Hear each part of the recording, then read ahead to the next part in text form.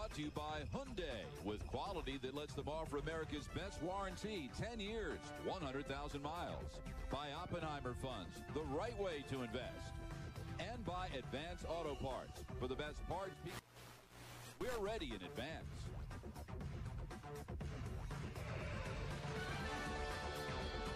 Not far from Newark Airport is the Continental Airlines Arena. Welcome back to East Rutherford, New Jersey. Bob Picozzi along with Bob Wenzel and Jim Spanarkel for Marquette and Seton Hall. Just about ready to get underway. And as Bob Wenzel, take a look at our Star Watch, each of these two teams has a boss, all right, that leads the way in just about everything. Well, Steve Novak averaging 29 and 13 in his first two Big East games ever. Donald Copeland, one of the most improved players in the league, averaging 15 last year, only 6 per game. And we take a look at the rest of the starting lineup, and Jim Spanarkel. Few players in the Big East have been on a roll quite. The last 3 games in particular, is the fact that Seton Hall is really getting the ball down to him for his touches on the blocks. And then what they'll have to do tonight is get him involved and make sure he gets the touches, not to score, but at least to direct some traffic down there. Even though he's not the greatest passer, it'll open up the perimeter for Seton Hall. Bob, you saw Marquette play last 2 times out against UConn and Cincinnati. Tom Crean has made a couple of lineup changes tonight. Well, Lott and Fitzgerald are in the game for and Chapman. He is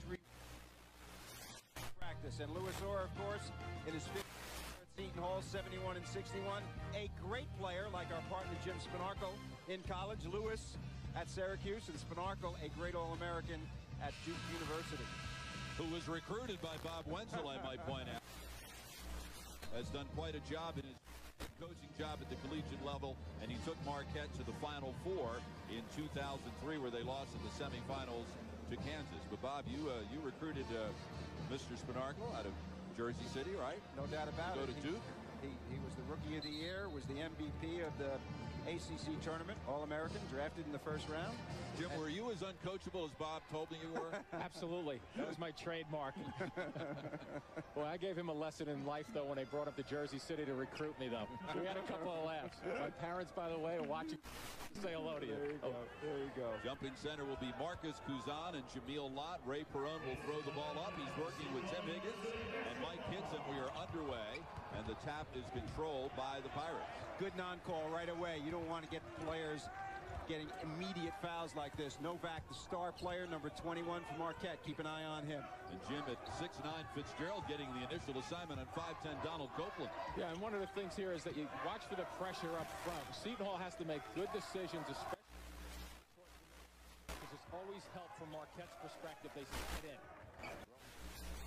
Nutter, rebound in traffic, pulled down by Jarrell McNeil, one of 2 terrific freshman guards for Marquette. Very unusual to have 2 freshmen starting, James and McNeil. Tom Crean has great confidence in those 2 players. And Fitzgerald turns the ball over on the Golden Eagles' first possession. Yeah, a little extra step going along the baseline right there, but as Marquette puts a 2-2-1 on right now, it'll be interesting, Bob, to see just exactly how these freshman guards grow as the season progresses in the Big East play. Pirates have struggled with ball control, only 12th in the 16-team Big East in the all-important turnover margin, and now Marquette has slipped into a 2-3 matchup. This is very unusual for them. Very much a man-to-man defensive team under Crean. I'm surprised to see Marquette in a 2-3. I think maybe they figure that they have to do a good job on Whitney inside and in the zone. Jim, maybe they play in the, you talked about Whitney's touch.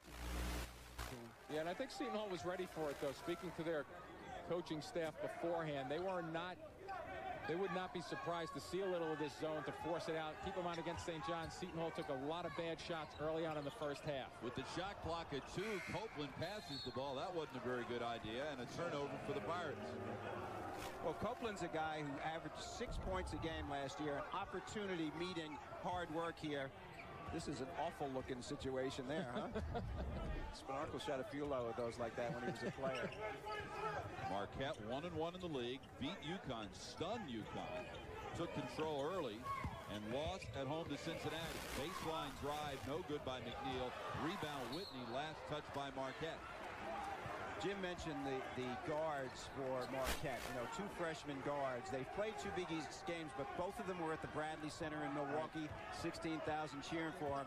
So, Jim, what was like your first game away from home in the ACC? Well, Similar situation? Yeah, I mean, you just deal with the adversity. You know, and sometimes in the big league pressure games, just like you're running into right here with Marquette doing a good job, you have to really slow down your process really rather than speed it up, even though they're trying to get you to speed up. Nutter to Kuzan. Turnaround from the elbow. Rebound inside Whitney. Tipped up again by Whitney. Kuzan with the putback.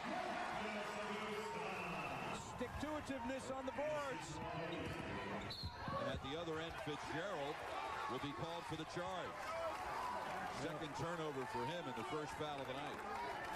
Well, one of the toughest. When you have a situation with the guy coming down, I'm not so sure. You know, charge right there looks like a block with the body coming out, a lot of movement, but the officials usually get him correct. But that is one of the most difficult calls in basketball because these guys are moving so fast. Pirates out-rebounding Marquette 5-1. They're 14th in the country in rebounding margin. Copeland for 3. Long rebound pulled down by Fitzgerald. This is where Fitzgerald really excels, handling the basketball. I'm surprised that he's starting at the small forward. Fitzgerald is the backup point guard at 6'9", transfer from Tulane. So now at the end, he's getting the ball at the end of the break instead of the beginning of the break where he's much more comfortable. And one of the things with that, too, I think, is Seton Hall wants the pressure as much as they possibly can. So you have another point guard out there, a guy who can handle it and also look over people if he wants to dump it down low. Yeah. Foul on Gaines, his first on the Pirates. Gaines also a transfer. Spent 2 years at Minnesota. McNeil up top to Fitzgerald. They're looking down low for Locke. Now he wants to go on Kuzan, and does. Kuzan with the defensive board. Good job contesting the shot and the block out. Going after the ball, not forgetting that part. Right side 3, Nutter. Pirates are a different team when they get a little stroke from the outside, and that's one of the keys, I think, with this pressure that Marquette's throwing at them to really slow it down and make good decisions. James from one end to the other, and he'll draw the foul on Kuzan. This guy is Barry Sanders in sneakers, I'm telling you. Watch the change of direction on this kid. He is so quick and explosive and strong. He played great against Cincinnati. 2 for 12 against Connecticut, but 7 assists and only 1 turnover against the #2 team in the nation. Well, you see the way his name is spelt, like most Dominics are spelt, but it's pronounced Dominique, and that's because he admired Dominique Wilkins so much. However, we might point out that Dominique Wilkins spelled his name like Dominique is spelled, with a Q-U-E. Dominique was born in France, actually, and his parents were in the armed services, so he was born over there. Right here in the U.S. James, a terrific and prolific scorer in high school in the state of Indiana with 31 points per game last season. He's not a very good free throw shooter, though. You know, he's only shooting about 65% from the free throw line, which is really unusual because his stroke looks good. His form looks good. Well, he'll get a do-over here because of a lane violation on the Pirates. Jim, didn't you lead the nation in free throw shooting 1 year? No, I led our team 1 year. It's an interesting point, though, with the young guards, close basketball games. You want a guy who could shoot the ball from the point guard position at the free throw line because he's so fast, he's going to get it. They're going to foul him at the end of close games, so he has to bring that number at least up to 70 to 75%. Amen. Copeland defended by the 6'9 Fitzgerald. Gaines down. He creates some space for himself. Boy, he's tough in there, huh? Well, he usually positions himself before the catch, and that's when he has the most offensive productivity. McNeil with an explosive move along the baseline. And you said it, Bob. Explosive is this guy's middle name. They clear sides for him, and he prefers the drive. At the other end, Nutter will be called for the charge. His first 3 on Seton Hall. Well, the aggressiveness going towards the basket there, not all that bad. I mean, from a Seton Hall perspective, you're going to get a couple of charging calls once in a while, but for the most part, they're more effective if the decisions are good, but at least being aggressive with them. Once again, there's that call where the guy's slipping in. You know, I think the NBA has that call right where they put the dotted lines out there. forcing the defender to come out an extra foot or two, because in my mind, that offensive play right there is a pretty good one. We had it in the experimental rules this year, early in the season, and I suspect it will become part of college basketball in the next year. Well, how quick is McNeil? So quick that he jumped right out of his lunch sneaker. James down low to Ryan Amoroso, who checks in, misses the layup, gets his own rebound, and misses again. Seton might have had a piece of that second attempt. Copeland to Gaines. Long three. That's not his stroke. He's 24% from there. Well, so far, Novak has been invisible. He's their best player by far. Oh! Nice feed inside Amoroso to beat Kuzan down the lane. We're talking about Novak scoring 41 against UConn and 17 and 10 against Cincinnati. He's barely touched the basketball. Cincinnati did a good job of defending him the other day, didn't he? Armin Kirkland, who's now out for the season with an ACL. Heard it the other night at UConn. 10 in a row. This is inexperience on Marquette's part, not getting the ball to them. Whitney right around Amoroso, but how about the catch-up block by McNeil? And Novak got his first shot. It was way up there in the degree of difficulty. Yeah, his size, though, he has to go right to the rim with that. Gaines, who's thinking much more shot at the early going, without success. Novak with the rebound. He had 16 of them against UConn.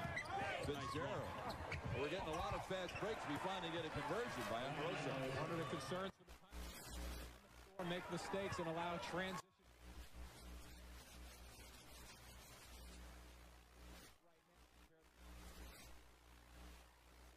Like to push it. Nutter. Left side Copeland. There's the field goal shooting percentage in the early going. Not pretty for either team. Back to the zone for Marquette, also forcing it away. Let's see if Whitney can get a touch or two. You got to find Copeland if you're Marquette. Misses the shot. McNeil for the rebound, but be called for the travel as he fell to the floor. Marquette and Seton Hall are all even. Well, you've heard of the great was Joe Jackson.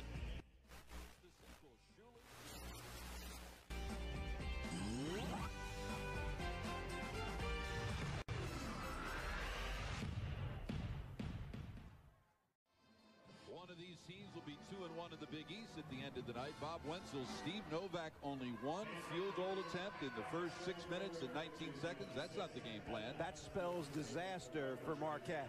This guy has 41 against Connecticut, 17 against University of Cincinnati. But you got to credit Stan Gaines. I mean, he's doing a very, very good job on him. They call Stan Gaines the sheriff because he locks people down. Well, we'll see if he can do it for 40 minutes against this great scorer. Grant Billmeyer is checked in for the Pirates. He's the backup center, 6'10" junior out of Pennington, New Jersey. Jim, you and I were here at the arena a couple years ago when Grant Billmeyer had the game. Pittsburgh. He lit it up that night. He's trying to do that a little bit. A good role player for them, though. The captain this year tries to set a tempo. Well, that was ugly. What was that? Went right through. It went right through Billmeyer's legs. E6. It was a pass and an Could have turned a double play on that one. James defended by. Here's a double screen for Novak, top of the key. Gets the ball on the switch, guarded by the much smaller Paul Gauze at 5'11", and Whitney with the rebound. Quickly the other way, Gaines picks up his dribble early in the shot clock. Gives to Billmeyer in front of the Marquette bench. Gaines is an interesting player. He's got the body of a power forward, but he really kind of plays perimeter. Nice ball handler and passer. Sees the floor. Left side jumper is no good by Gauze. He was one of the heroes in the win over St. John's. Gauze catches up from behind and picks James' pocket. It's a 2-on-3. What will Copeland do? He hesitates and takes it to the rack, and he'll get to the line. Well, Gauze coming back defensively. That's exactly how he plays. As a young player, he knows no other way than to come out full blast the entire time. You see Copeland breaking people down. Got away with one right there because he got to the line, but not so sure about that decision to make that shot or try to make that shot against two much taller players. Copeland's pretty good from the free throw line, 84%. That's what you want. You were talking about James, only 65. On the other end of the spectrum is this guy. Back in the game, Jarrell McNeil for the Golden Eagles, replacing Fitzgerald, who leaves with 2 fouls. Copeland comes from the storied St. Anthony's High School in Jersey City, New Jersey. And there's quite a Seton Hall connection to that. The Pirates' all-time leading scorer, Terry DeHare, is from St. Anthony's, as was his high school and college teammate, Jerry Walker. Yep.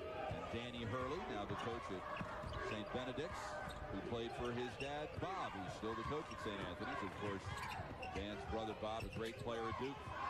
Danny's got a pretty good team here this year. Copeland 3-on-1, Gauze for the finish. Nice spacing on the break on the 3-on-1. Spread it out so no one can guard two players at one time. The other end, Novak for three. Got it. 51st of the year. Well, he can knock it in, and he can move on the perimeter as well. Their eyes have to be on him if they're going to try to win a road game. He has to play a big offensive part. Novak second in the Big East in three-point field goals per game, but he leads the Big East in three-point field goals made with number 51. We'll get a held ball, arrow pointing toward Marquette. Well, the three-point shot of Steve Novak, very important for the offense of this team. And right here, he is wide open on McNeil's penetration. That's an easy one for him. When you think about Novak, he only needs one more to become the leading three-point shooter in the history of the school, to surpass Travis Diener now with the Orlando Magic. And of course, when you think of Marquette in the 2003 run, you think Dwayne Wade certainly, and Travis Diener dominating the play for those two. Third Final Four appearance for Marquette. Here's Novak for the record. There it is. Now the all-time leading field goal shooter in Marquette history with his 285th. And you see a little variation there too. You see the spot up off the penetration and then all of a sudden off the curl. So two different looks show you some versatility. Brian Lang's pass goes right through Bill Meyer's hands. He's having a tough time catching the ball. Copeland dribbled the ball. If it was off his foot, no, off James's foot. Otherwise, it would have been an over and back. Copeland with the hesitation move on the dribble. Bill Meyer with the putback. That's better. That's where he needs to be. Amoroso. Oh. Going to get a foul called on McNeil. That will be his first and number 3 on Marquette. That might be Novak, actually. Novak. All right, Novak's first and number 3 on Marquette. So they got Novak going. Since the last TV timeout, he drained both threes. Steve Novak with 6 of those 13 points on a record-tying and record-breaking three-point field goal. Well, different kinds of threes. This one's an easy one. He's wide open on the dribble penetration by McNeil. This one, he comes off a screen inside by James. A point guard setting a screen for a power forward to pop to the perimeter. Little roll reversal, and you are looking at the all-time leading three-point shooter in the history of Marquette basketball. An illustrious 1977 national championships, heritage, and of course in '74 they were in the Final Four as well. Yeah, that was the year that North Carolina State ended UCLA's run of 7 straight titles, beat the Bruins in the semifinals, and beat Marquette in the finals. Touched by Marquette, 16 to shoot for the Pirates. Here's the Big East Rookie of the Week, back on first. Fourth in the Big East in assists. I like the team that Marquette has in right now. This is the team they normally start. Amoroso and Chapman in there, much more experienced. Whitney stepped on the baseline, turnover number 5 for Seton Hall. And they're showing some good quickness out of that 2-3 zone. They're really collapsing well and really shifting. Kind of like Temple does out of their trapping matchup defense, where they collapse to the middle of the floor pretty quickly to cover up their mistakes. Now on the switch, McNeil being defended by Whitney. Gets the shot off rebound, Brian Lang. Pirates look to run. They're 4 on 3. Copeland finds Gauze for a jumper. And I'll tell you, he is heating it up off the bench. He was the hero in the St. John's game, and right now giving them what they need scoring-wise. And Copeland, as we touched on, Wentz, is also the type of guy who's improving this year, as you stated before, with his numbers. But right there, a very good decision coming down the floor to direct the traffic and get an open shot. Whoa, watch out. James fired that through the lane, and Bill Meyer got a hand on it. He better count his fingers to make sure they're still all there. He hasn't caught one yet, huh? Well, that's the kind that of one he's not going to get, yeah. Lucky you don't catch that one in the chest. 17 to shoot for Marquette. Novak to inbound baseline. By his guy who inbounds gets a screen. Chris Grimm, number 33, is checked in now. Copeland will be called for the hold. On the switch, he found himself trying to defend a guy a foot taller. Yep, that was going to work pretty well with a little post-up isolation off the inbounds play. 1 on Copeland, 4 on the Pirates. James departs. Fitzgerald picked up 2 early fouls in his first uniform. And now Fitzgerald playing point guard at 6'9". Look at this matchup between he and Copeland. Who is 5'10". McNeil goes baseline, and Whitney combined with Lang to take it away. 5th turnover for Marquette. Lang starts to go, kicks it out. Copeland for 3. Rebound, Billmeyer. Over the back foul on the rebound. And then Ray Perone races in because Billmeyer was having a discussion with one of the Marquette players. To make sure that it didn't Welcome to the Big East, baby. See, more times than not, fans will see the fact that he gets the ball up high and he sees the Marquette player hitting across the arms, but they did not see the little push off from behind, and there they go, getting to know one another a little bit. Absolutely. First time in how long, Bob? 50 years these two teams have played? Yeah, they met in the opening round of the NIT, March 17th, 1956. Seton Hall won it 96-78. Haven't met since. They'll be seeing a lot of each other now. You got Marquette, that right. One of the 5 new members of the Big East. And away from the play, a foul will be called on the screen, I think, on Chapman. How about this week in the Big East? 6 teams ranked in the top 25. First time in the history of the school. Could this be the year that 8 teams go from one conference? I think so. Could very. I mean, it's going to be difficult to keep them out if they all play up to their reputations. Lang for 3. Nope. Up and over the backboard. And there are 3 other games in the Big East tonight, including some of those teams that are nationally ranked. Syracuse re-entered the top 25 this week, leading Notre Dame at the half. They've won 10 in a row. Villanova had its 10-game winning streak snapped against West Virginia. West Virginia trailing by 2. McNeil with a nice little flip from the outside right there, doing his job, and it allows Marquette to come right back and stick with this defense, the zone. I don't know about you guys, but I would not want to be ranked number 2. Connecticut's ranked number 2. Marquette beats them up. Texas was ranked number 2. Duke beat him by 50. McNeil counted in the foul. And Villanova ranked by 2. I wonder what's going to happen to Florida. They're ranked number 2 now. Florida undefeated, as are Pitt and Duke. McNeil, a nice pick and roll. Nothing but bottom right there. He is a tough player, taking the ball to the basket. Shows good ability as a scorer, and he is not bashful. He's taken a lot of shots in their both Big East games.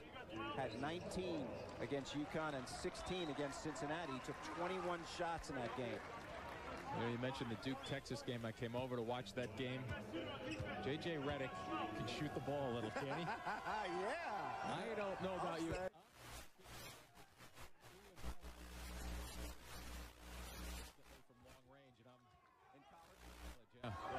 I don't know, Maravich maybe. Maravich, yeah. But he certainly is there, isn't he? You're a lot older than I am. Eat the 2 Bobs. Well, I'd vote for Jerry West myself. Jerry West is up there. Well, I'll tell you, Redick can really let it rip, as we all know.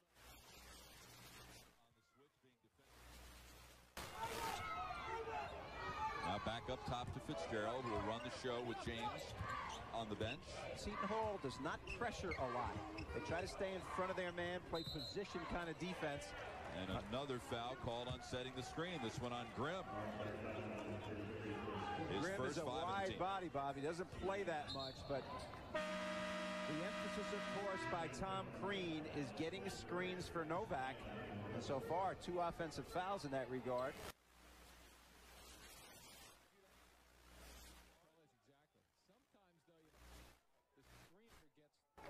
Yelled at for doing that, but a lot of times it's the guy who's supposed to be coming off the screen who leaves just a touch too early in the sets.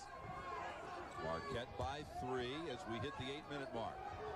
Gaines. Good skip pass to Nutter. Nutter over Burke. Long rebound. Back to the shooter. And a fresh 35 for the Pirates. Seton Hall looks physical to me.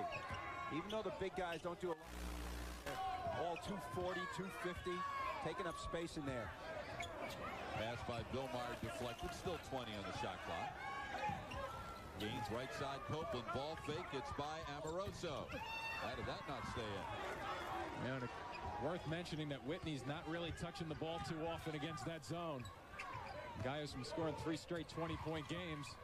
Amoroso inside, Amoroso again. And Billmont with the rebound. Here's Copeland. Pirates trailing by 3. Whitney left side jumper.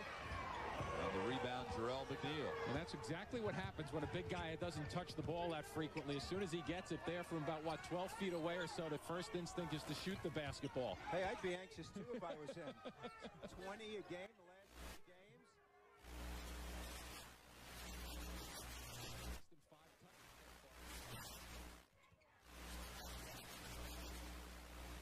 Copeland shoots over him. And the rebound, last touch by Kelly Whitney. So James will come back in when we come back. Gauze has given the Pirates a lift off the bench with 5 points. It's a 3-point Marquette lead, and Jim Spanarkel, we've seen some quickness out of Paul Gauze. He has just about everything you need, but maybe he needs a map or a compass, huh? Yeah, and this one right here, he comes up with a very nice steal against St. John's, and probably one of the easier buckets he's going to score. Unfortunately, as Eugene Lawrence, number 4 in red, is saying, that's for us. He put that one in the wrong basket, that play. Look at the night that he's having tonight, though. But just to finish that story against St. John's, he did come down and nail a huge shot to put that game into overtime. And also, about 2 minutes left in the game, he showed some real guts and drove to the basket for a 3-point play. So we pick on him a little bit in jest. I'm sure his teammates did on that day or the next day. But it's nice to win. But he was instrumental in coming back for Seton Hall that night. He scored just a few points in high school, by the way. 3,144. James with the explosive drive to the hole. Who's counting? 3rd leading scorer in New Jersey high school history. You weren't first or second, were you, Jim? No. I could tell a white lie, but no, I was not. I got to figure John Samoji. One of the first 2, right? Out of New Brunswick. Wasn't his daughter up there also? Yeah, Kelly. Yeah. Ball went off Marquette with 17 seconds left in the shot clock. So Gaines will inbound. Baseline for the Pirates. They trail by 5. Whitney. Well, that's one way to get him the ball on an out-of-bounds play. Right down the middle. Whitney really not showing much frustration, though, out here. I don't see that in him at all in his body language. Seems content to be playing the way he's playing. He's 2 for 6 from the floor. He has averaged 24.7 points and shot 57% from the floor in his last 3 games. McNeil down low, Amoroso. Let's see if he tries to take Billmeier one-on-one. Shoots over him. Didn't even get to the rim. Nice tee by Billmeier. Yeah, like Billmeier, you don't shoot over him, you go around him. Well, Gaines, percent 3-point shooter. He knocks that one down. Only a 7 in the air. Started 17 games 2 years ago. Sophomore at Minnesota. Transfer, and this is his first year in a Seton Hall uniform. Seton Hall doing a lot of switching, so screens become less effective. Yeah, especially in Novak. Billmeier rebounds. The McNeil miss. Copeland gives to Whitney inside. A fancy move by the senior from Chicago. Pirates out rebounding Marquette by 4. They are the 4th best rebounding team in the Big East. They have some beef on this team. There's no doubt about that with Billmeier. Gaines gives them some beef right here, too, as a small forward. Oh, Gaines just no match for James' quickness. You got that right. Boy, that is some explosive first step, too, and strong, as we've touched on already, going towards the basket. And you know what, Jim? They do a very good job of clearing areas. Right. The post players come way out away from the basket and screen, so the basket area is clear, so when you drive, there's no help. Nutter with the contested deep 3, rebound Amoroso, and here comes James. He's pretty good going to his left, but you may want to force him left, though, especially with the explosiveness. Now on the switch, Novak is being guarded by Nutter. Nutter's 6'2", Novak is 6'10". Down low, Amoroso. Last time he tried to shoot over Billmeier, the ball never reached the rim. Novak, catch and shoot. That's his deal. Yeah, we've seen Nutter the last trip down the floor react much better to get at least closer to him. Well, that's a quick catch and shoot, though, isn't it? 4 for 4 from three-point range. That is a big part of the game of Marquette. Gaines will try for another three. Can't get this one to go. Rebound is pulled down by Dominique James. To Novak, right side McNeil. What a spin move around Gaines, but he couldn't finish. Copeland very smartly just boxing out. He knew the ball was last touched to Marquette. Marquette has taken advantage of the three-point play, and they've done a very effective job defending Copeland. Marquette leads Seton Hall by 3. Bob Picosi along with Bob Wenzel and Jim Spanarkel. And Bob, it's been a couple years since you graduated from Rutgers. As we take a look at our Marquette have very similar accommodations as you did when you were a Scarlet Knight. They didn't have the internet when I was in college, but they have great facilities. I was there last week, and they have an Al McGuire Center as well where they practice, and it is state-of-the-art. They have spent a lot of money in the last couple of years creating a very good culture under Tom Crean. Every detail is not missed by Tom Crean. He is one of those guys who controls every part of their lives as best he can to help them, and it is a beautiful, beautiful place. You had those walk-in refrigerators, didn't you, instead of walk-in closets back then? Pirates with the ball, down by 3. Copeland's got only 2 points. Slips. McNeil creates the held ball. Pretty good illustration of why McNeil is 6th in the Big East in steals. He is lightning quick with the hands and feet. And watch how quickly he gets down on the floor to get that. Copeland obviously slipping to give him an advantage. McNeil very quick to react and get down there and get his hands on the floor and on the ball. He's a tough kid. Copeland 0 for 6 so far in this game. Took a lot of shots against Rutgers, 5 for 18, and he has been scoring at a rapid pace this year. I really admire this kid. Jim, I don't know about you, but in college basketball this year, I have seen a lot of guys where they're getting opportunities. Copeland is a very much improved guard in this league. Aaron Gray from Pittsburgh, a very improved post player. You see at the University of Florida, unranked going in because they lost 3 guys to the pros, and now they're ranked 2nd in the country with guys who were all on the team last year and now have made that stride. Well, good stuff. Yeah, that's the beauty of it, I think, is the fact that if you just sometimes keep working, you know, behind the scenes, if you will, as a young freshman or a sophomore, there are guys who leave early to go to the NBA. It gives you an opportunity. Injuries help that. But the key component becomes what you're doing away from the floor and away from practice by yourself to get better. Ball's left side 3, no good. There was a delay. There was an issue over what the shot clock should be following the held ball. James with the miss. Rebound comes to Whitney. 2-on-2 with Copeland. He has Whitney to his right, and he finds him in the lane, but Whitney lost the handle. They're too close together. James has McNeil on his left. Instead, he passed the ball to Kinsella, and it went off his midsection. You talk about missed opportunities, both ends of the floor here. This is Whitney at the other end. You're absolutely right. Oh, he lost it because Chapman got his hand on it. Yeah, but they were too close together. Copeland should have shot it even if he missed. He would have tipped it in. And at the other end, James throws it at the knees of his partner out of bounds. The turnover story, virtually even. Gaines to Billmeyer, and the reach-in foul on Chapman. Bob Picosi, during the preseason, they had the coaches.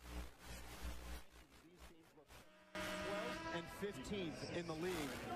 They don't look like 12th and 15th in any league to me. Yeah. I wonder if Jim Calhoun picked Marquette 15 or 12. Actually, Marquette was number 12. Coming up on our Nissan halftime report, we'll take a look at the Big East Rookie and Players of the Week. One of them comes from our game tonight. Louis Orr will be our Oppenheimer coaches profile. We'll have first half highlights. There's Copeland finally getting on track. Well, the Pirates go into a little high-low action there. They're interchanging Billmeyer and Whitney at the elbow and down low on the blocks. Looked at it for a second straight time, but then inside out usually works. 5 points for Copeland. That was his first 3 of the night, and his team leading 32nd. James behind the back shoots over Copeland. A rebound pulled down by Billmeyer. Gaines did a great box out to help his teammate get that rebound. Copeland right to the right of the lane. He'll get to the foul line. He should be rewarded on this play. He played great D at the other end and gets an opportunity at the free throw line by transition offense. First foul on Mike Kinsella, 7 on Marquette. And Copeland will go to the line. 84% shooter. There's a look at Kinsella. Seton Hall's 4 losses this year. Duke in a blowout. At Richmond, which runs the Princeton offense, low-scoring game. Northwestern, that runs the Princeton offense, low-scoring game. And just against Rutgers in a tough place. So Louis Orr's team, 9-4 record. I think they're playing a little bit better than people anticipated. Well, Lewis told me, I like our chemistry and our character and the way we stick together and persevere. He really likes the team that he has this year. By the way, have you sent in your Seton Hall University donations since you're an alumnus of that great institution, Mr. Picozzi? How do you think I got this gig tonight? They accept $2 donations, huh? Working with the two Dukies. Novak, left side, Chapman drills the 3, his 16th of the year. Chapman, a senior from Chicago Heights. Last year when Diener got hurt, Chapman played point guard. Showing a little bit of everything in the first half. Well, that's a little tricky shot there, huh, with that left hand going halfway up the ladder. He was a big-time football player in high school, too, right? Running back? Yeah.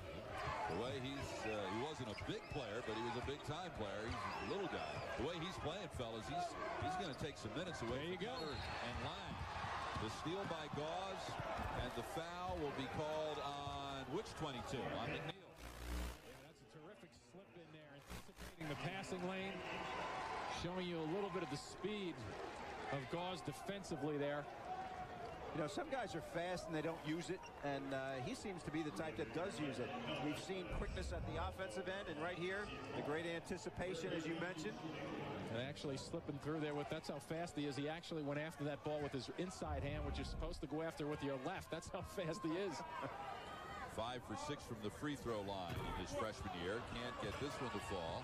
And the rebound pulled down by Novak. Whitney knocked it away, but will be called for the reach-in foul, his first and 7 on Seton Hall. Well, that's given 2 points away when you foul Novak. Oh, yeah. Well, you actually saw him miss a free throw the other day against Cincinnati. He had not missed, Bob, since last year against DePaul. He had made 67 straight free throws, and he missed against Cincinnati late in that game. Armin Kirkland had done a very good job defensively on Novak, and he had 17 anyway. He's now 37 for 38 from the line this year. He's Marquette's all-time leading free throw shooter, knocking down 92.3% for his career. And I know he's a good long-range shooter, but you think Whitney thought he was going to score from back there, fouling him that far away? I mean, I'm still wondering why the hand went swiping at the ball. I can understand the instincts, but you know, under a minute left, you just don't give away free points. Shot clock is off. Novak with 11 points, so he's in double figures for the 14th time in Marquette's 16 games this year. Let's see what Seton Hall will try to run here on the last possession. They'd be wise to take the last shot because they have the ball to start the second half as well. It could be a 4-point swing. Gauze, right side 3. Rebound inside Whitney. He juggled it, but will get a foul on the floor on the Golden Eagles. They're fortunate. They're really fortunate. I'm sorry, that shouldn't have happened. They took that shot way too early. Right. 9 seconds to go. Fortunately, Whitney was there to get the rebound, and he'll get a chance at the free throw line, but that's not what you want in that situation. Not what I would want in that situation. 2 on McNeil, 9 on the team. So Whitney will go to the line. He is a 69.7% free throw shooter.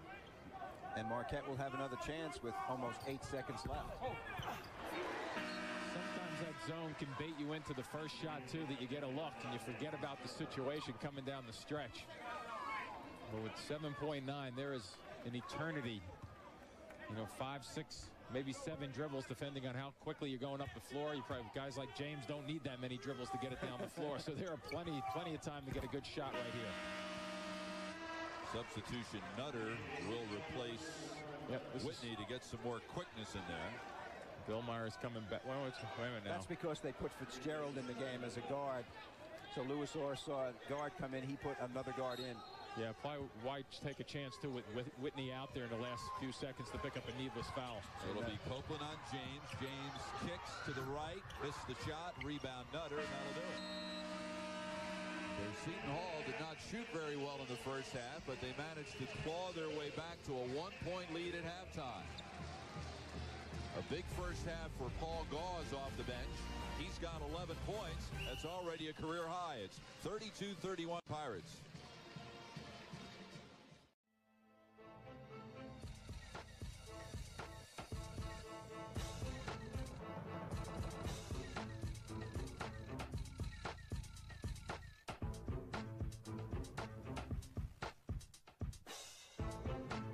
It's the first meeting since 1956 between Marquette and Seton Hall. First year in the Big East for Marquette. I'm Bob Picozzi along with Bob Wenzel and Jim Spadarkle at the Meadowlands. Seton Hall leads by 1. And Jim, as we revisit our Novak a while to get going, but he did. Donald Copeland has struggled with his shot, however. Yeah, Novak's starting to shoot that ball nicely when he did get the looks. But Copeland, I think one of the things about him is the fact that at 1 for 7, I don't think you're going to see him pull back and play any other way but up-tempo quickly. And with that said, I think he just has to make sure the shots that he takes are good ones and not really hunt his shot down, but try to keep getting guys involved with the flow. Seton Hall ball to begin the second half. Bob Wenzel, Kelly Whitney, and Donald Copeland played the entire first half. They should, because they're Mr. Inside, Mr. Outside for this team. And Whitney sets up Copeland. Rebound pulled down in the lane off the hand of Jameel Lott to Jarrell McNeil. Did you notice Gaines playing point guard that time? They're trying to get better shots, like you mentioned, Jim. For Copeland, they're running him off screens, so he's going to be in the 2 spot, I think. And plus a touch to Whitney to start things off all early. He didn't touch the ball for the first 3 or 4 minutes. But James is way too quick for Gaines, isn't he? Oh, that time he was. He's way too quick for anybody. 7 points for Dominique James, the freshman for Richmond, Indiana. He was the runner-up in the balloting for Mr. Basketball in Indiana last year. Fitzgerald at 6'9" is guarding Copeland. Watch Copeland under the basket. He's going to try to get some screens, try to run Fitzgerald off of them. Whitney played straight up by Lott, and then weak side help by McNeil for the steal. James on the right. Tried to force it inside. Kuzan got a hand on it. Last touch by Lott. You know, clearly the Pirates down the other end are looking to get Whitney involved. That's the second time in a row that he's touched the ball down on the blocks. But if you're going to put the ball down as a big fella, boy, you better make sure you're looking over your shoulder at least to make sure the little guys aren't lurking around. This may sound like heresy, but Tom Crean told me that Jarrell McNeil plays as good defense as Wade did when he was there earlier in his career. And Dwayne Wade not is only a great player, excuse me, Bob, but sells more shirts than anyone also. Score a little, too. Foul at the offensive end on Gaines away from the play. That's his second one on Seton Hall here in the second half. Tim Higgins and Ray Perrone come together to discuss things at midcourt. They're working the game tonight with Mike Kitts. Wade put up some nice numbers at Marquette, but I never thought, and I don't think most NBA people thought he was going to explode the way he did in the next level as quickly as he did. I agree, and you know, I live in Florida, so I follow the Heat and also the Magic. But you know, 2 Marquette players on both of those teams, Diener on the Magic. But I mean, this guy's work ethic is phenomenal, and his stoic approach is great too. You know, I mean, he's always working, trying to get better. Yep. You know, great attitude. The issue here is over the possession arrow. Now, it was Seton Hall's ball to begin the second half, so the arrow should be pointing toward Marquette, right? We haven't had a held ball. The arrow is pointing toward Marquette. It was a foul away from the play at the offensive end, so that should not involve the possession arrow in any way.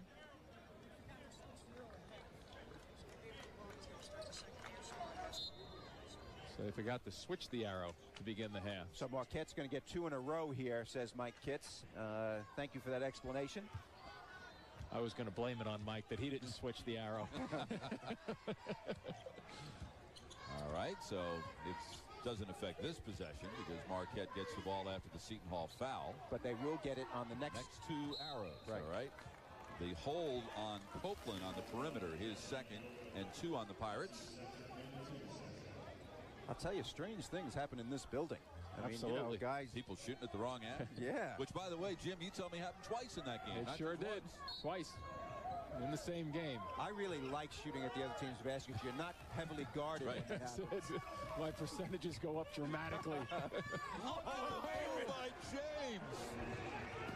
9 points for James as he moved laterally across the lane in the up and under move. He is shifty, isn't he? Wow. Nice to be able to hang in the air at the same time, too. Copeland, defended by Fitzgerald at 6'9", is a good 11 inches taller than Copeland. He can play off him more, but he has good lateral. Hold on Lott down low as Whitney moved effectively without the ball, got the pass. This is of difficulty. 10 on a 10 scale, and the Copeland to Nutter, shoots over James, and knocks down. So I like the fact that the Pirates have come out with a little strategy shift. Looking to go down low deep, and that's really forcing the perimeter to be just a split second more open, and they're going to get some better looks. Now, obviously, the Pirates have to hit those shots like Nutter just did. Second three of the night for Nutter. Played his high school ball right on the Seton Hall campus at Seton Hall Prep. Wow. Not even Novak could get that one to go. And Copeland came underneath him. He was afraid to come down. That threw his shot off. He made one like that against Connecticut, but a little.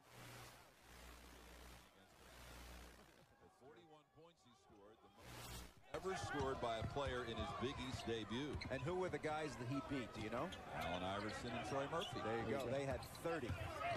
So he shattered that record with 41. Gaines to Kuzan. To Nutter, he had the shot, didn't take it. Travel. Yeah, I thought so too. The runner instead gets his down. Much better. They need a third scorer, and Nutter is the likely candidate. They've got Copeland on the outside and driving. They've got Whitney on the inside. They need a guy who can make perimeter shots and drives like he's demonstrated the last couple of possessions. And plus the variations of looks. This time coming down the floor, and it's Marquette just not that quick here to start the second half as they were in the first half. Maybe a touch slow, just getting their engines going collectively. McNeil will sit down. Foul on Kuzan is second. 3 on the Pirates in the second half. Tom Crean was an assistant under Tom Izzo at Michigan State as Novak gets his 4th 3 of the ball game. Now, that was a hard shot. It sure was. And how about coming off the air ball? Yeah, right. Guy like him who shoots, that's his first shot of the night, and he believes he's 9 for 9 right now. Forget the air ball. He's never thinking about it. That was a pretty quick release. Oh, man, coming off a screen like that, you're right. He's so confident. Doesn't matter what he did the last time. He just keeps on going. And Crean is on him about shooting. I watched practice last week. He wants him to shoot more. Foul on Nutter, his second, 4 on Seton Hall in the first 3.5 minutes of the second half. Novak with Gaines all over it. Didn't stop him last time. Down low Lott wants to spin and shoot over Kuzan. Wow. Another tough shot right there. The degree of difficulty getting better and better. Lott was a second-team junior college All-American at the North Dakota School of Sciences. Rebound Novak kept alive. Whitney came away with it. Nice look down low to Nutter. Lott with the block. His team leading 13. Oh, a terrific look, too, by Whitney, but that was whitewashed. James penetrated, then dishes to Chapman. Rebound Kuzan, and he stepped on the end line. Great double team. You double team without fouling. That's what makes it effective. It is a 3-point Marquette lead with 4:20. Check out the move on Lott down low.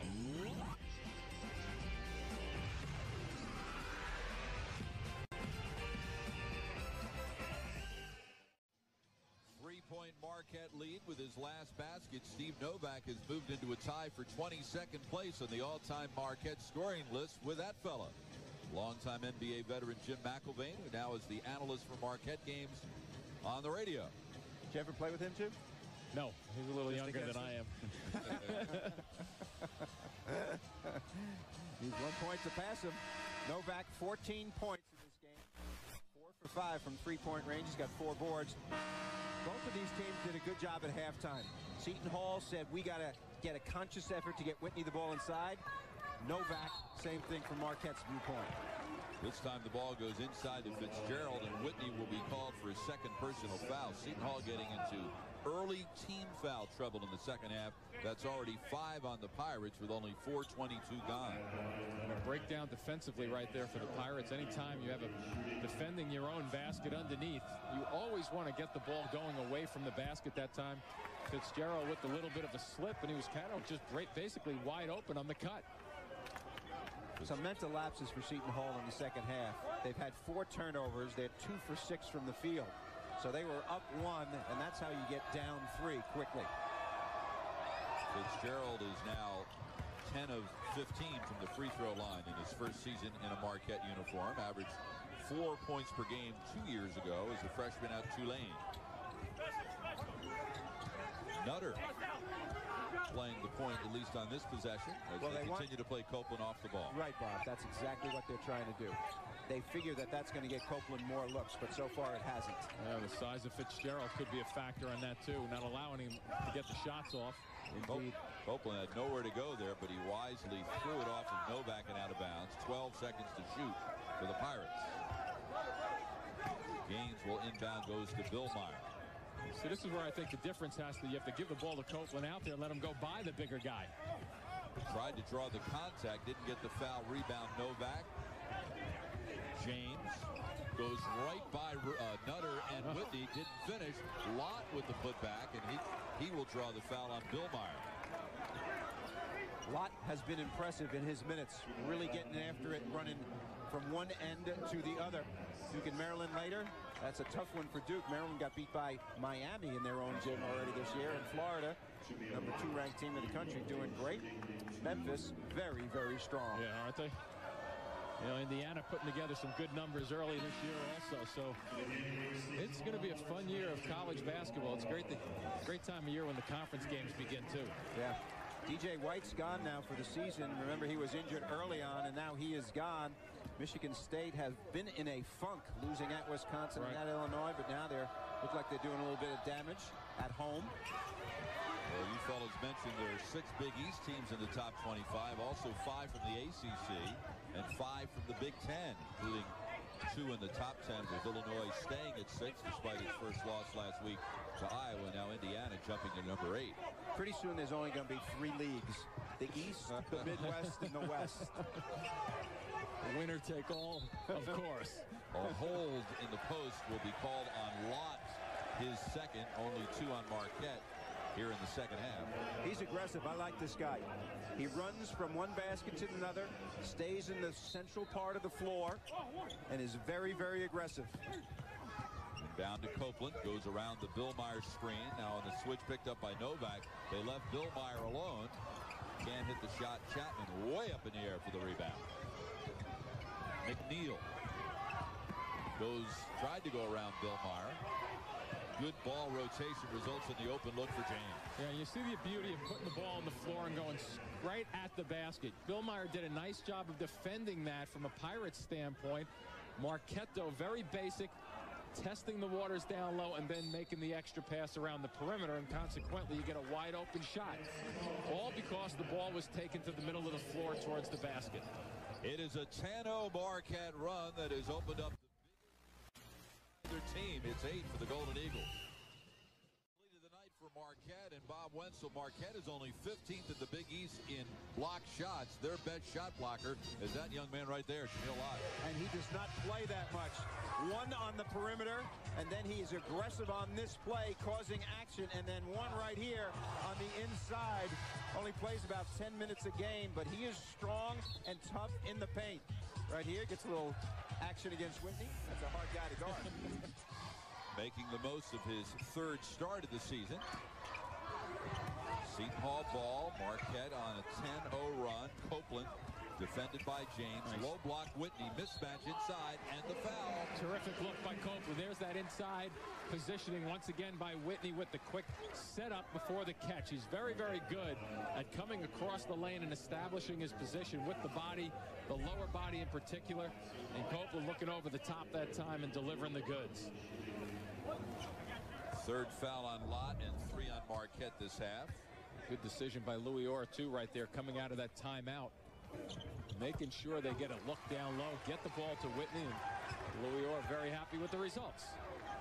Louis told me yesterday Kelly Whitney gives us a post presence, and that opens up some opportunities for our guards.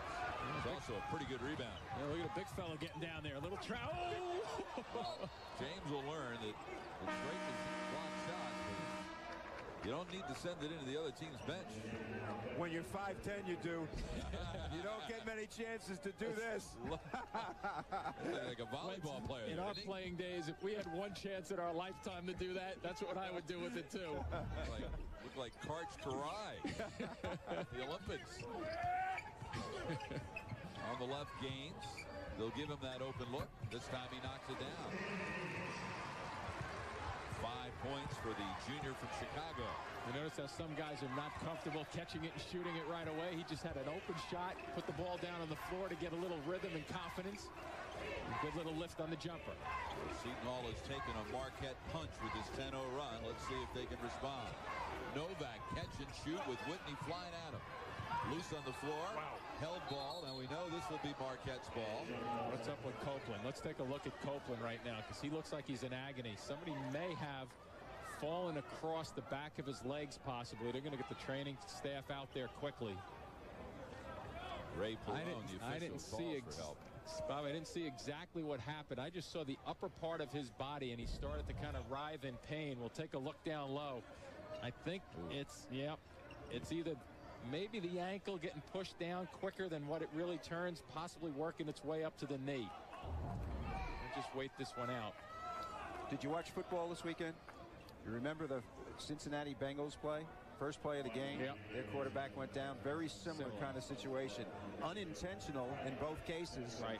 Chapman sort of was pushed into him. Louis Orr is going out to check the franchise point guard right here. You know, Copeland's had such an interesting career.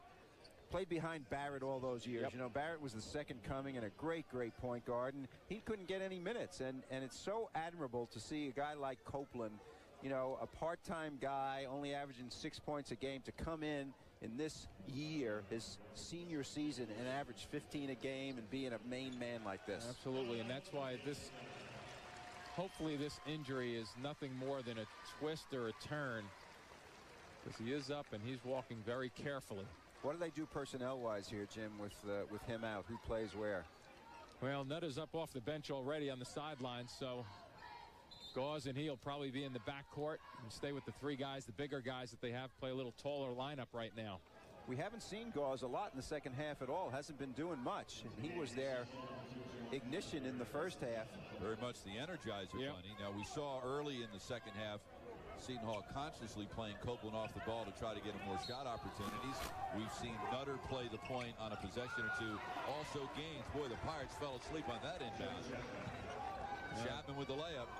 There may be some collective concern on what's really happening on the bench with Copeland being checked over right now. Nutter handled the ball to bring it up the floor on this possession. Defended by James. Looking inside for Whitney. And Gauze gets it to him. Quickly the double team. Passes nicely out of the double to Gaines.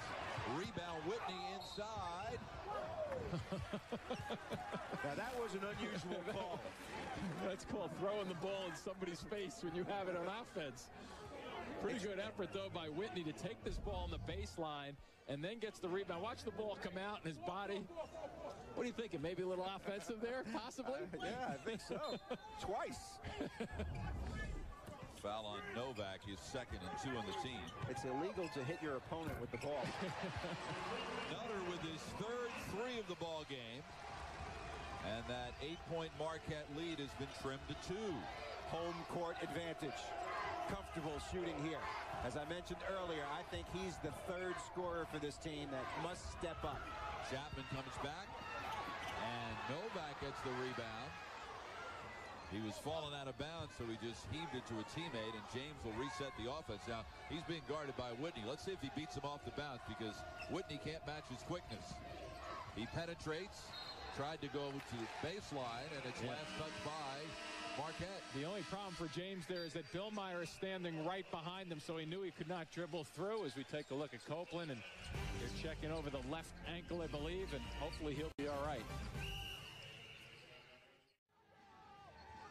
Pirates have been a tough out at home this year. They're 9-1 at the Meadowlands. They've gotten a big lift tonight with Copeland leaving with that apparent ankle injury from Jamar Nutter, Jim. And he's really been shooting the ball well, looking for the open shot when he has it. Not really tracking the ball or tracking his shots down, but when he's got a good look, he's been taking it and mixing it up with a little bit of a drive or two to the basket here, a little follow-up on the offensive end, but really the long range. And that's particularly important for the Pirates because they need somebody to step up and knock some perimeter shots down after they look to the post area. Good game tonight for Nutter, only shooting 30% from three-point range on the season so far, so maybe the confidence increasing as the season wears on for Jamar. It is the fourth double-figure scoring game of the year for Nutter. Seton Hall, for the season, has not been a very effective three-point shooting team. Entering tonight's action, they were 15th in the 16-team Big East in three-point shooting percentage, knocking down only 31.2% for the year. Nutter with the ball. Pirates with an opportunity to tie or even go ahead. Whitney goes right around Grimm. Wow. Vilmeyer with the offensive rebound, and we're even. Novak hit Whitney going to the basket just then. No call. 10-2 Pirates run has erased that 8-point Marquette lead with 11:30 remaining.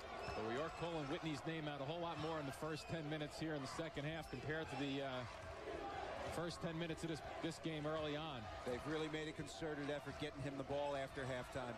No doubt about that. Vilmeyer with 7 rebounds tonight. Shot clock down to 5. See that switch? Good D. Novak with Whitney's hand in his face, fouled while shooting a 3, and you know what that means. Whitney not only fouled Novak, he fouled one of the guys on the bench, too. Does he get called for 2 fouls for that? He took out the whole bench. That was a 2.5 chair takeout over there. Watch the switch right here. When Novak goes off these screens, you must screen on him or you're in trouble. Third foul on Whitney and 7 on the Pirates here in the second half. Whitney is a rebound away from a double-double. 11 points, 9 rebounds. He is the 8th best rebounder in the Big East at 7.7 per game. Now we understand from the Seton Hall medical staff that the diagnosis on Copeland is a twisted left ankle. They have retaped it, and they expect him to return. Indeed, he is now sitting down the coach's end of the bench. That's always a good sign. The thing about that, when you sprain your ankle like Copeland did on that play, the thing that you have to avoid is swelling. And the way you do that normally, if you're a regular guy, you go home and you elevate it and you put ice on it and you wrap it up. When you're a basketball player, they got to wrap it tight to prevent the blood from rushing down in there, and that prevents the swelling at least temporarily. Yep. And a lot of times it will last for the night, and then the big question becomes what happens tomorrow morning. Terrific.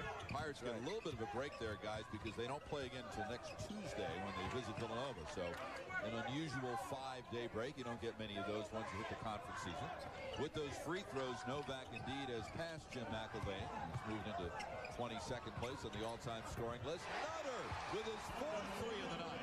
A nice combination once again by the Pirates, moving the basketball around, looking at the elbow that trip, and then Nutter wide open. Nice little piece of real estate he has on the right side of the floor down there. Tied at 50. James being defended by Gauze, so the freshman from New Jersey will get his crack at trying to defend the lightning fast freshman from Richmond, Indiana. Novak with Gaines right in his grill. Chapman on the switch, guarded by Gauze. That's a nice help by Gauze just then to cause that turnover, because he was the first guy jumping out to deflect. Switching man-to-man defense has been the calling card for Seton Hall in this game, and it has been extremely effective because Marquette uses all kind of screens to free people up. And when you switch, you have to be concerned about mismatches, and it hasn't hurt them in this game yet. So, Bob, I know Tom Crean was not very pleased with the way his team reacted to its first close Big East game down the stretch against Cincinnati. He's in another one tonight. Lott juggled the pass. Another turnover for Marquette. Let's take a look now at our Red Lobster nothing but net shot of the game. It belongs to Steve Novak as he becomes the all-time leading three-point shooter in Marquette history. And he does it off the screen with perfect rotation. Big-time shooter. Novak has more three-point field goals than any player in the Big East. Interestingly, Bob, on offense he plays away from the basket. On defense he plays close to the basket. Whitney down low, bumped from behind by Lott. That's his 4th, and 5 on the team. When Whitney gets the ball close to the basket, he weighs about 245. He really shields the defense well. Protects the basketball, keeps his body between the defense and the ball. He's got really nice jump hook touch. Yep. And not afraid to put the body against you either. Coming off a monster game in defeat against Rutgers. Career high 29 points and 10 rebounds. He was 11 for 15 from the floor on Saturday. Now Whitney is being defended. Our first look at the night from Marquette at Ousmane Barrow. Sophomore from Senegal. Welcome to the Big East, Ousmane. Hello. Actually, he played very, very well in their first 2 games. I'm surprised he has not been in yet. Played well against Connecticut and Cincinnati. Runs the floor. 14th lead change of the night. Whitney with 13 points to go with the 9 rebounds. McNeil jumping out with a double team as Gauze loose on the floor. Marquette ball, 10 on the shot clock. Penetrate, blocked by Whitney. 7 on the shot clock. Novak being guarded by 5'11" Gauze. He shoots over him. Are you kidding me? End of shot clock like that. Save your play by Novak. Wow, and how about the fact that he almost gave it up to the guard coming off his hip, but really it was just a little bit of a token to get his long-range jumper off. 5th 3 of the night, 55th of the season for Novak. He has 3 games this year with 6 threes. Fitzgerald with the bump, his 3rd. That's 6 on Marquette. Well, when you're 6'10" and you get a switch, the mismatch usually goes inside. But this is a long. Let's see this double teaming and switching out here by Seton Hall. This is great defense. This negates the use of screens. But Novak, of course, makes a great play on this one. Knocks it in from deep. Nutter catch and shoot. That's a career high with his 5th 3 of the night. Well, I tell you, Nutter doesn't mind going from either corner, does he? Right one time, left the other. Kick out to McNeil on the drive, and as he goes, he's bumped, I believe, by Gauze. McNeil's first reaction, Jim and Bob, is always go hard to the right. And Jamar Nutter, this is a coming out party for him. It sure is. And look at him now. We talked about him being on the right side of the floor there. He's got the same look coming from the left. Looks over his shoulder and smiles at the bench. Pretty nice smile, too, huh? Louis Orr, hey, coach, I think I got a hot hand here. Second straight game, Nutter's equaled his career high at 17 against Rutgers, 17 tonight. The 5 threes tonight is a career high. Well, interesting what his teammates have to do here. This guy doesn't score big points all the time. Copeland is coming back in the game. They should continue looking for Nutter, however. Pirates going much smaller now with Copeland replacing Gaines, so they have Nutter, Gauze, and Copeland in together with Bill Meyer and Whitney. But the way those 2 guys are rebounding, they might get away with it. Well, the other thing, too, keep in mind with Copeland, he'll probably direct traffic out there and not look for his shot too much, because remember, the left foot is the plant foot for the right-handed shooter, so we'll see if he can do that and be effective with it.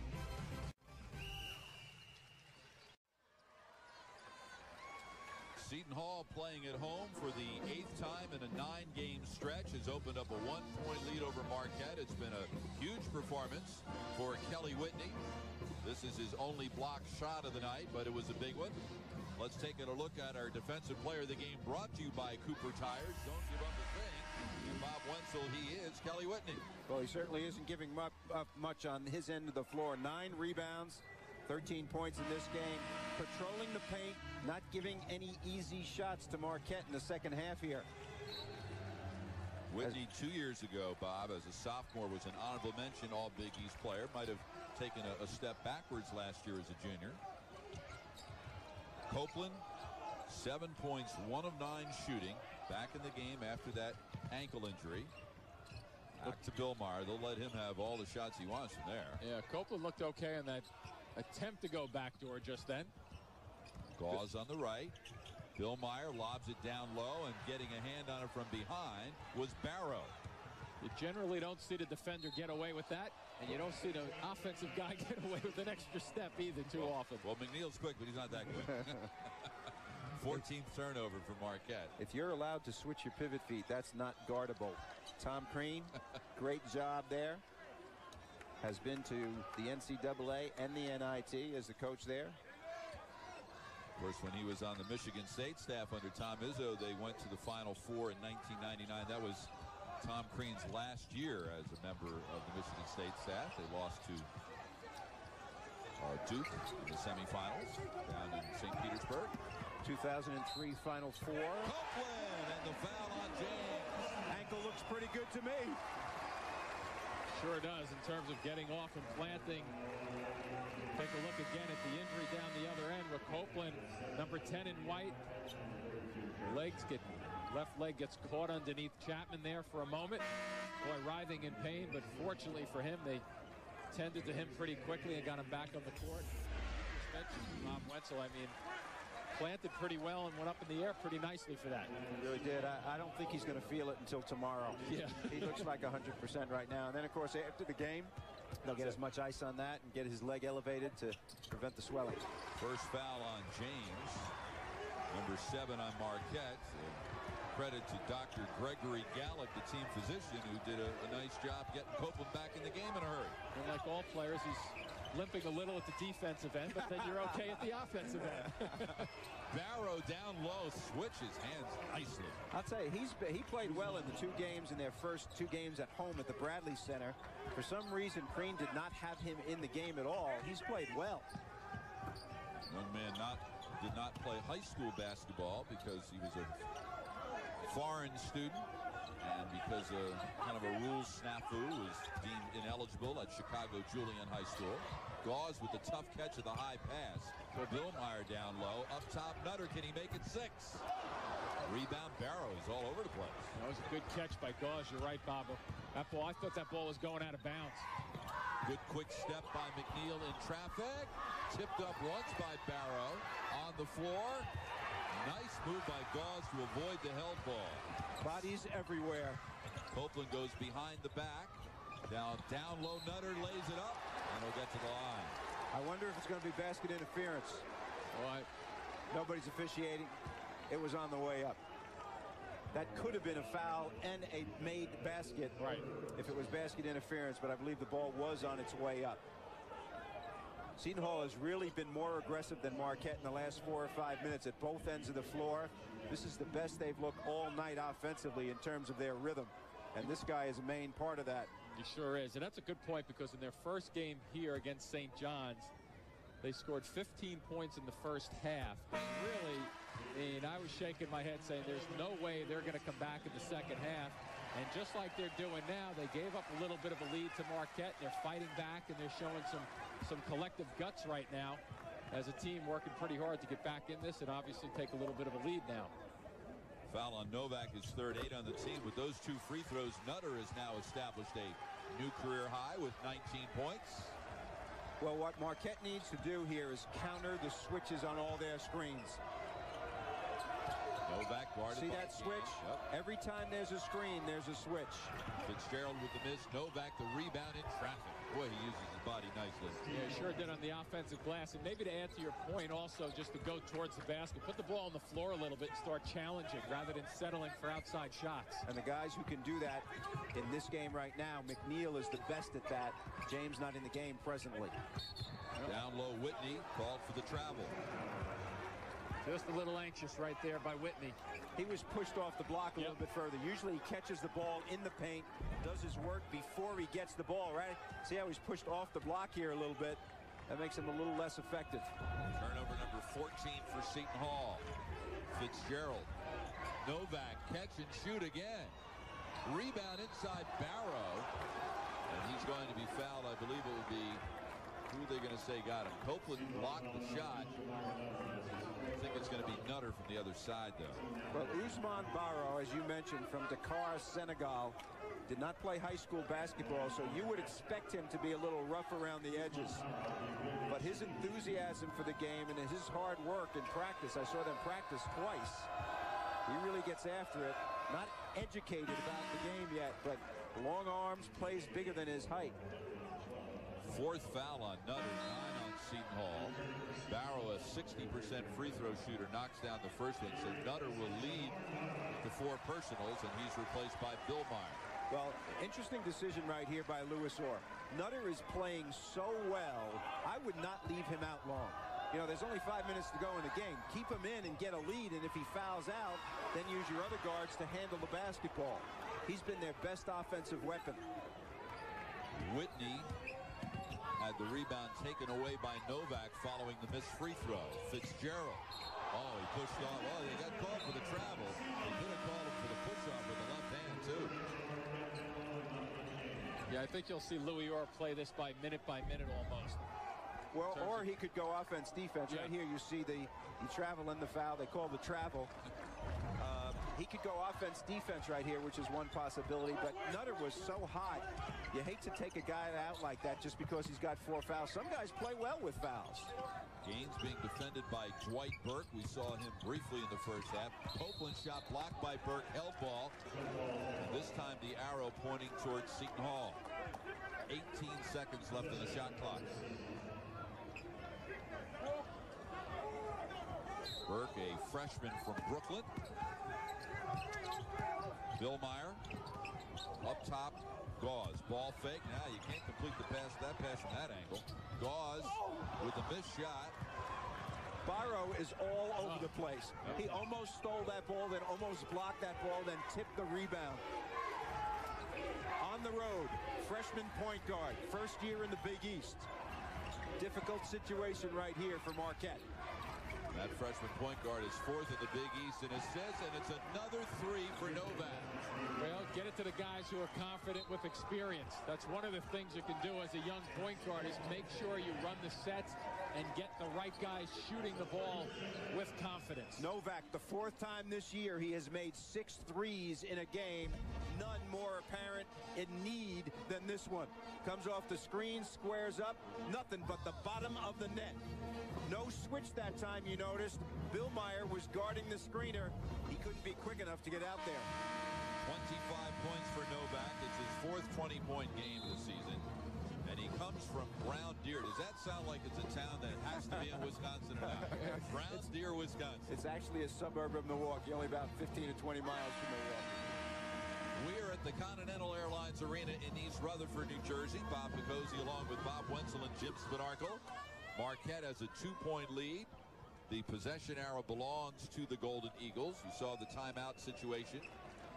Jamar Nutter has 4 personal fouls for Seton Hall. He has returned. He's also got a career-high 19 points. He only sat for 1 minute off the clock. I think that's a wise decision, don't you, Jim? Absolutely. I think, you know, plus you get a more experienced player in there with Copeland in the backcourt. Not to say anything about Gauze, because he obviously has proven early on in the season he's gutsy and he's not afraid to play, especially down the stretch of games. But I think you want to go experience right now in your home floor. No doubt about that. And the other thing is, you know, I mean, he's your best player tonight. Right. You leave him on the bench and you get behind. There's no sense in that. Bill Meyer up top. Hands to Copeland. They want to try to get some touches down low, which they've had some success with Whitney. Gaines goes around the Bill Meyer screen. This time of the game, the right guy should be taking the shot, and there's one of them right there. Let's see if they help him. He goes to Gaines. Tough shot in traffic. Whitney fights for the rebound. Still battled underneath. Great Novak call. got the timeout. Great We could call. hear him say. Yep. Could hear him say. With 4 timeouts left in the game, conservation of those timeouts, this makes a great, great play by Novak. Whitney gets after this, unbelievable on the boards. In the right place at the right time is Steve Novak. And that's one of those times, you know, it aggravates me a lot of times when guys do that in the first half. Right. Where it's nonsensical to call a timeout in that situation. But in that situation, perfectly done. Yeah. High basketball IQ for Mr. Novak, who was a preseason nominee for the John Wood National Player of the Year award. Bobby had an interesting start to his career. Of course, this is Marquette's first year in the Big East. They spent the 10 previous years in Conference USA. He was not only a Conference USA all-rookie selection as a freshman, he was also the conference's 6th man of the year as a freshman. See, all kinds of accolades for this guy, and you can see why. Big-time player. Moves on the perimeter, not just a standstill shooter. Very difficult matchup for most teams. Yeah, Louis Orr was telling me, look, he's quick for a big guy. He can go around big people when they guard him. And if you put a little guy on him, he can shoot right over him. And he also moves great without the ball. What's not to like? Yep. He played with Dwayne Wade and Travis Diener on the Final Four team when Syracuse won the national championship. Novak with everyone hanging all over him again. Rebound pulled down by Nutter. That's why you have Nutter in the game if you're Louis Orr. Down low, Whitney. Nice quick move, drawing the foul on Burke. His first. That's number 9 on the Golden Eagles. And when we come back, Whitney will go to the free throw line, trying to add to his 13.9 rebound night.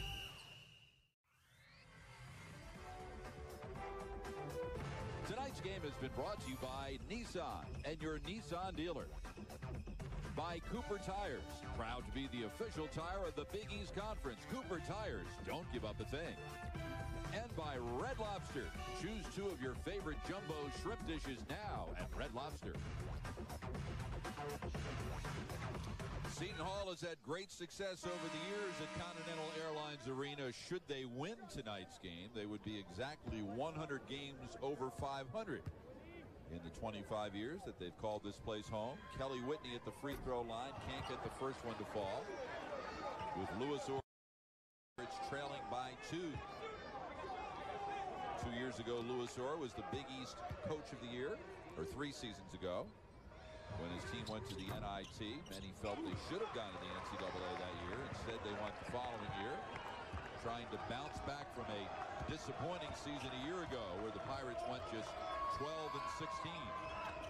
Fitzgerald to Novak, defended by Gaines. He's Seton Hall's best man-to-man defender. Possession for possession here. You got to get the right guys taking the shots. Now on the switch, James briefly picked up by Billmeyer, but they switch back.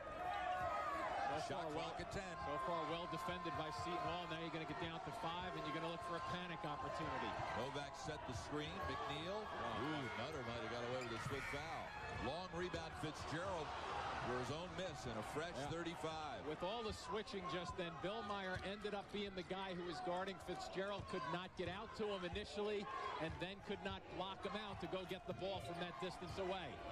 Marquette by 1 as we approach the 2-minute mark.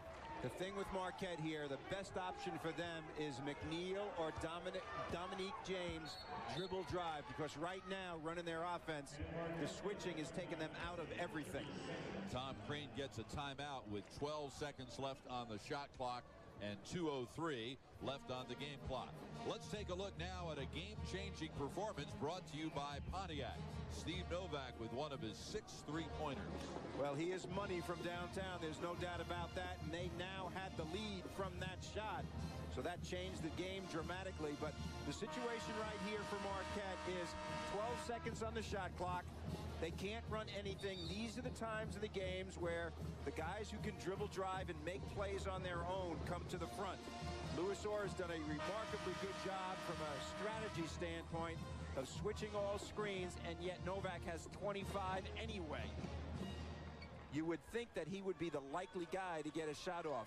He likes the switches. He's adjusted to the switches, Jim, that he likes when the little guy gets on him so he can shoot over him. Keep in mind, with 10 seconds right now, they have some time, but get it going towards the basket like McNeil's trying to do. McNeil was double teamed. Then we get a backcourt violation with 1:56 to go. Good defense on McNeil. Did not let him turn the corner. And as a result, the turnover, and Seton Hall's got a chance. Whitney with some quick hands in there. So Seton Hall with the ball at the other end. The important defensive assignments. James on Copeland. And Whitney is being defended by Barrow. Down low, they isolate Whitney. See if he goes baseline. Yep, he does, but he took one step too many. Nice defense by Barrow. Sure was. That's understanding the scouting report right there. 6'10", long arms, plays big, hard for Whitney to shoot over him. See how wide he played this and then bodied him. Barrow bodied Whitney as he went toward the baseline. Yeah, it sealed off the whole left side of the floor just then for him. Team's virtually dead even in the turnover category. Nutter on McNeil. Fitzgerald guarded by Whitney.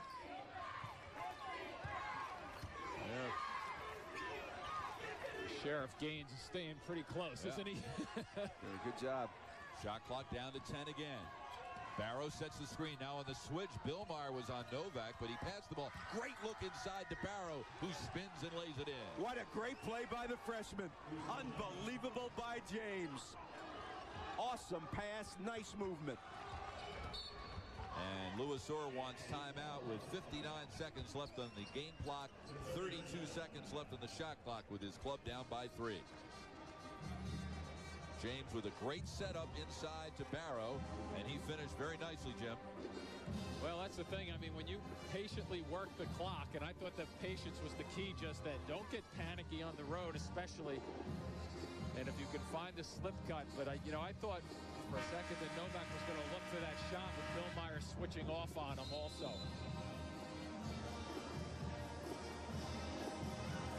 We're at the Continental Airlines Arena in East Rutherford, New Jersey. Bob Picozzi along with Bob Wenzel and Jim Spanarkel. First ever Big East road game for Marquette. We have seen Steve Novak break the Marquette career record for three-point field goals tonight. He's got 6 three-pointers for the 4th time in the game. Lewisor has just called a timeout for Seton Hall with his club down 3. And Bob Wenzel, what do you suppose he might have diagrammed in the huddle? Well, right here you got 2 possessions unless you obviously make a 3. So the play here is going to be spread the floor, try to get the ball to Whitney inside, see if you can run Nutter off a screen. If Nutter gets a clean look, he can shoot the 3. If not, they got to get the ball to Whitney, see if they can get 2 right here. Whitney backing in. Nutter's open. Barrow. Shot clock still at 15. Plenty of time. Whitney sets the high screen. And Copeland's called for the charge. What 2 great plays in a row by Dominique James. At one end, he creates the pass. I think you're going to got a little controversy here. You're going to have differing opinions right here. One official had a charge, and one official had a block. So there will be a summit meeting. Usually in situations like this, the official that is closest to the play that was Mike Kitts. Gets the nod. Mike Kitts was the guy on the baseline. Well, I just want to watch the left hand, though. And I think that superseded the block. But we're going to talk things over, I guess, continually here. Ray Perone is the lead official tonight, and he wants to take a look at the replay monitor. Can't use the replay monitor to determine whether it's a block or a charge. He's looking at that for the clock. Right. I think Jim's right. The left hand came out by Copeland. Pretty good foot position by James. When I saw it and they called a charge, I thought he was right. His feet are right in front. See, there's not much contact, but my point being, too, and I agree with you, Wentz, is the fact that when that left hand comes out, even if the defender has not established good position, the contact is being created by the offensive player pushing off in that example. So, well, all of that is really very logical, but this is a home game for Seton Hall. 64-61 down. This obviously is critical as to what they do here. 3-point game with 39 seconds to go. They've got a reset on the shot clock. There's Ray Perone, the lead official. He's working with Tim Higgins and Mike Kitts. Now they're going to call a double foul. A double foul? I'm confused. And the foul, I'm being told, on Kelly Whitney. Double foul. We're going to go to the arrow.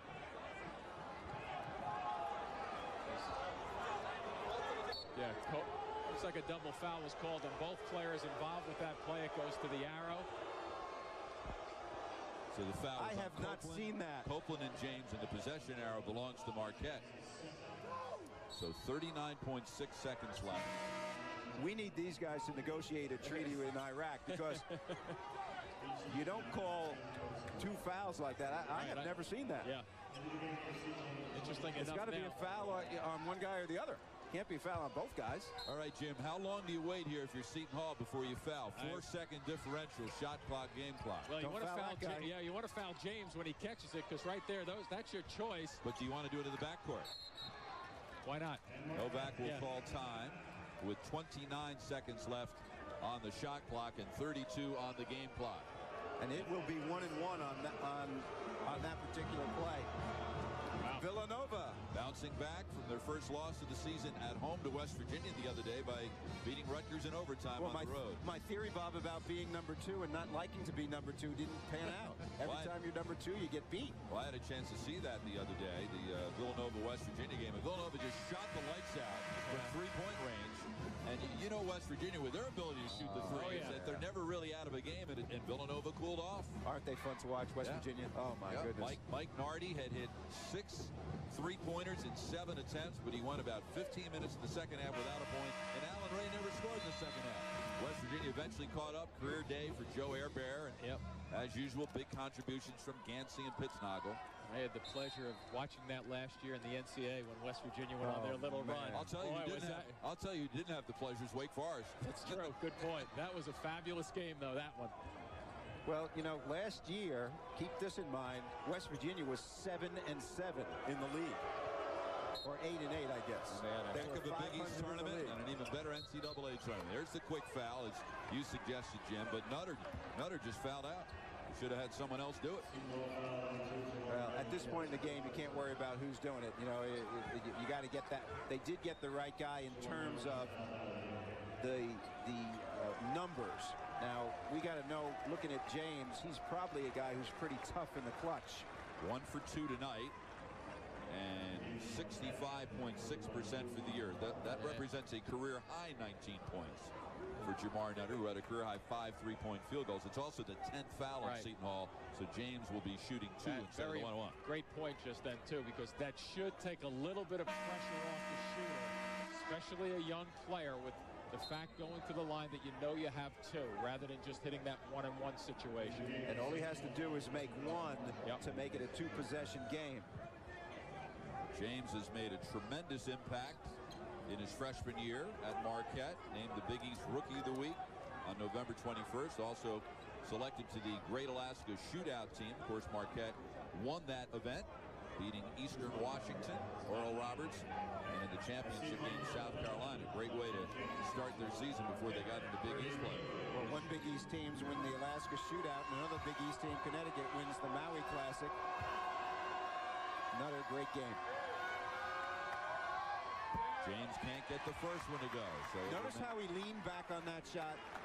Guys who change their balance during their free throw usually are not good free throw shooters. His hands are good. His just balance is not good. Looking to make it a 2-possession game, and he does with 31 seconds left. Good point. Much better shooting there. You want those shoulders rolling towards the basket.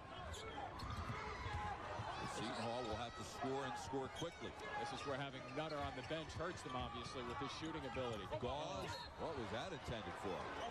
Who hit it last? Yeah, that's a good call. Timmy Higgins right on the call just then. Carl Marshall into the game for Seton Hall. Well, at this point of the game, you don't necessarily have to get a 3. 22 seconds to go. Usually the defensive team is afraid to foul in these situations, so it's advisable to drive the ball to the basket. Now, you don't have many 3-point shooters in the game either, so normally that's okay for a strategy for Seton Hall.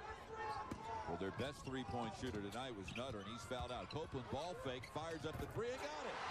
With 19 seconds left, and Louis Ware gets the timeout. Copeland not showing any of the problems that he had with that left ankle just then, lifting himself off the floor. It was a 2, Jim. Foot was on the line. It's a 2. See, that's the value of that last free throw down at the other end. No matter what happens, you still have to score. The opponent still has to score twice. Now, Marquette's situation right here, they've got to inbound the ball to somebody who can make a free throw, or your best free throw shooter. Seton Hall wants to foul immediately if they do not get a steal on the inbounds. Steve Novak, fabulous game again. 3 games in a row in the inaugural season of the Big East for that star player. Novak, 25 points on all kinds of shots, making threes from everywhere on the floor, outside, inside, in transition, off the curl. Big-time shooter is Steve Novak. 25 points, 6 for 10 from 3-point range, and by the way, 9 rebounds. And the second 3 of the night broke the career Marquette record held previously by Travis Diener. So Novak, guys, now is Marquette's all-time career leader in free throw shooting percentage, 3-point shooting percentage, and 3-point field goals, and he still has good portion of his senior year ahead of him. He's played with good players during the course of his time there, too. Travis Diener for 3 years. He played with Wade for a couple of years. So he's played with solid players. Officials checking out the monitor right now to see whether it was a 3 or a 2. And we shall do the same.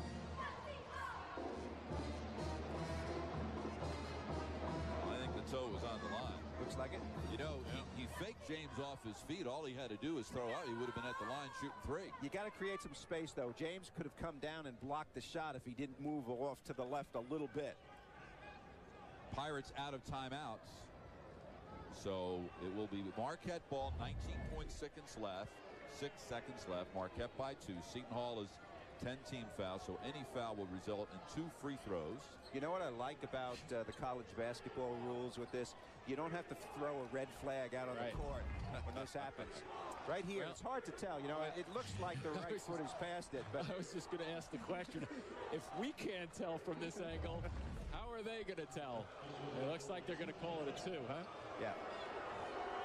Which was the call on the floor. Well, whether it was a 2 or a 3, it doesn't really matter in the sense that Marquette is still ahead in the game and has possession of the basketball. Now, ensuing, you know, it could matter. Right. But right now, Marquette's deal is get the ball inbounds. They are likely to throw the ball from one side of the basket to the other on the out-of-bounds play. Let's see if Seton Hall guards the ball or plays 5 guys on 4 inbounds. That's what they're going to do. 5 Seton Hall players against 4 Marquette players out on the floor. And they are not going to guard the inbounder.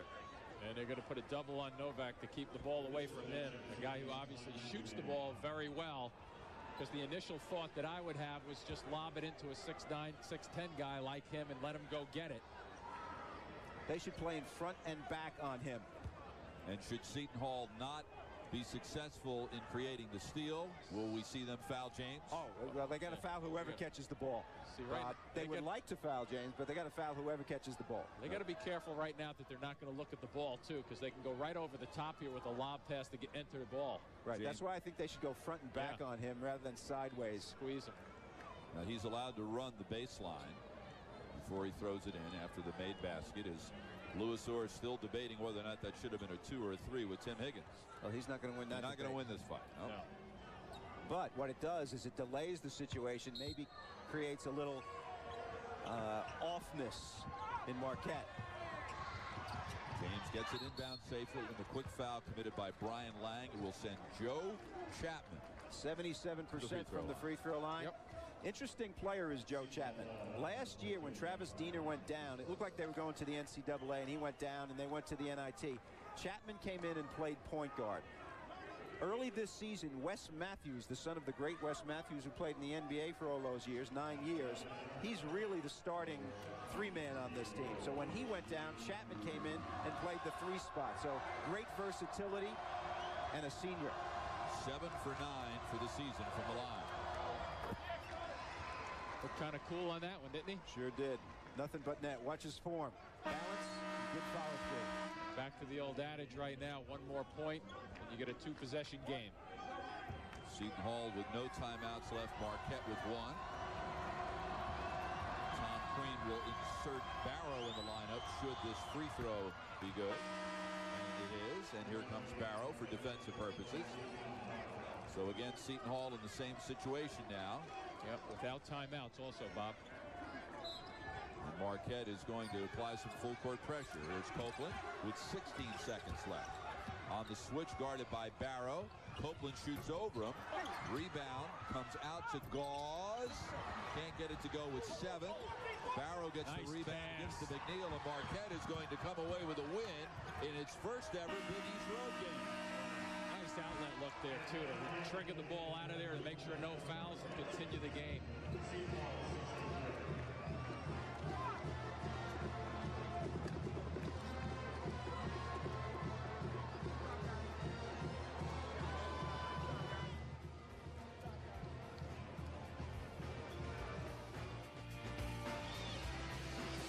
So So Seton Hall loses at the Meadowlands for only the second time this season. They dropped to 1-2 in the league, and the Big East is learning very quickly, Bob, that guy's a handful, Mr. Novak. He is the toughest matchup that I can think of in the league right now. 6'10", made 6 threes in this game, 41 against Connecticut, 25 here tonight.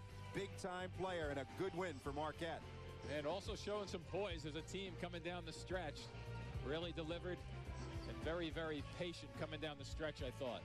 Marquette 12-4 overall, 2-1 in the league. Seton Hall 9-5, 1-2 in the league. Again, our final, Marquette 67, Seton Hall 63. For Bob Wenzel and Jim Spanarkel, I'm Bob Picozzi. So long from East Rutherford, New Jersey. This has been a presentation of ESPN Regional Television.